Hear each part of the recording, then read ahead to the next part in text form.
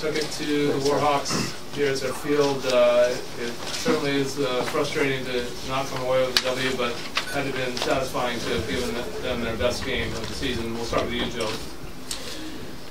Well, we knew they were going to be a very good football team, certainly the most talented that we'd played all year. And,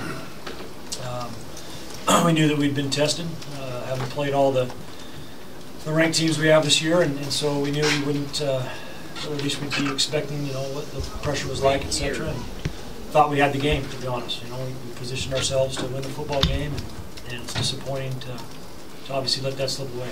Coach, you talk about the fake punt rather than choosing to punt the ball and then get some good field position if you would get the 3 and out, which you eventually got. Why did you do the fake punt? Well, that was my call, and ultimately ended up being a bad call. So, bad call. The other one was electing to go for it in the first half. 45-yard line roughly. It was, I think, 4th and 2. Talk a little bit about that, your decision, not making it and then giving it a good well, field. it was a situation where we've been pretty good on 4th down, and had confidence we'd get it, and we didn't.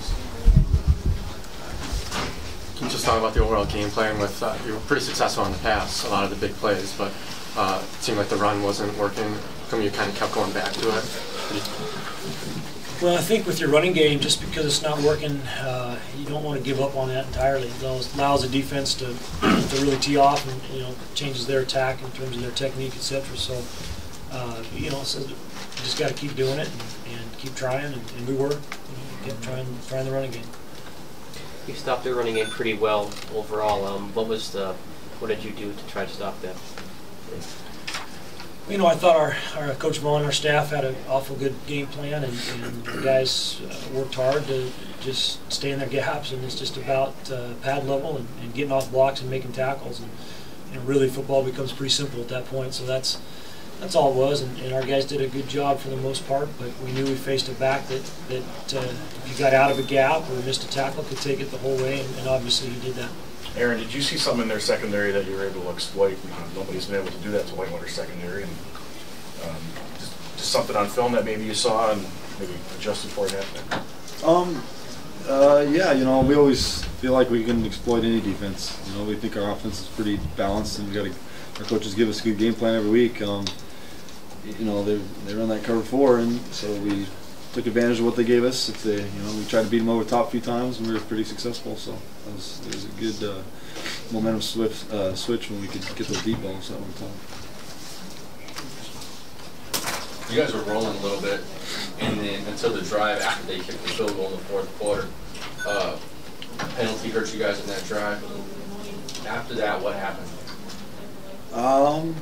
We're just every series we start out and it's a new series, and we try to forget the last whatever's happened and start anew. And so whether it's execution or good plays by the defense, obviously we had the penalty that didn't help, but it's hard to put a finger on what it is.